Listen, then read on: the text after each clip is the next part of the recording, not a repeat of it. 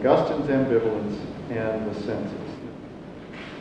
What do I love when I love you, God? Not the body's beauty, nor time's rhythm, nor light's brightness. None of these are what I love when I love my God. And yet, it's something like light, smell, food, sound, touch. That's what I love when I love you, my God. Isn't it the case that God offers God's self to us as palpable, as seeable, as hearable, as tasteable, as touchable? That's in a sense the principle that undergirds all talk about word and sacrament. Right there. Right there. I don't think I have anything else to tell you theologically. Well, I'll riff on it. If you're going to speak the incarnation, if you're going to speak this peculiarity of Christianity, you must speak poetically. You must use images, acoustical, kinetic, visual. We're moved to song. What we have to start with then is this play back and forth between the fact that the senses are absolutely crucial to worship and crucial to the life of faith, but they all must lean in the direction of that which is more than merely the body, merely the sense perception. All right, now, a few exercises. And suddenly, a whole enormous world is evoked in you. And you've had that happen. Well, that's an example of what we're talking about, where sensed perception leads well beyond itself, opens up the mystery of your being. How about Miriam and her band of timbrels and dancers? You know, dancing what Moses couldn't say. Don't get me started. You must speak then. Sometimes for us, in order to get the glorification of God, the glory of God, together with our stretch, we have to rediscover something has been missing in our tradition, or we have to borrow from someone else's, and sometimes it's a matter of crossing over cultural lines too. The Spirit loves to animate the senses in the direction of the mystery of God. So worship should come to its senses, precisely in the way in which God has opened up for us in the incarnate.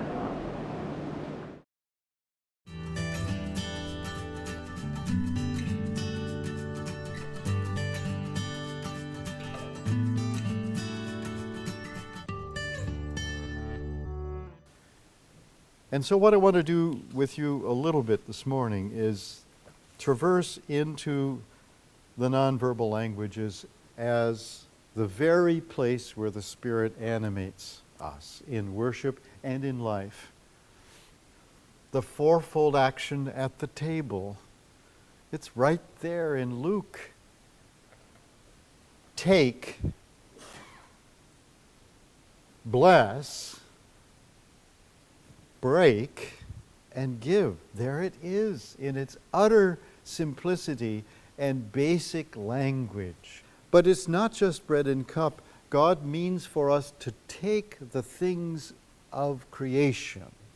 So we take and we bless God for them, thereby revealing that they are holy. And then what do we do? Well, if we have tangible things, we break. The hospitality of breaking open the gift. And then we give, which implies sharing, mutuality, gifts given and received. And there in 4 actions is the secret of God. The meaning and point of words, texts that we use in worship, depends radically on that which is not language, not words. Depends radically on nonverbal forms. It means we've got to attend the way in which time and space and sight and sound and gesture and movement and taste awaken in us, create the conditions for us receiving the words as life-giving. There's a tension between the seen and the not seen, between the already of the promises of God and the not yet of where we are, between the words and the action, between the intention and the act falls the shadow. The minute you begin to open up this question of the nonverbal languages, of sight, of sound, of architecture, of space, of movement, of gesture, of pulse, of dress, of embrace, all the things Augustine had in his list, you're going to open up a depth of things. That's why we can't just play church with this. And that's why we can't capitulate to a culture of entertainment. We have something alternative to it. There's more to be shown and said than we have even dreamt of. It unfolds. Sunday by Sunday, week by week, day by day, death by death, baptism by baptism, meal by meal, love by love.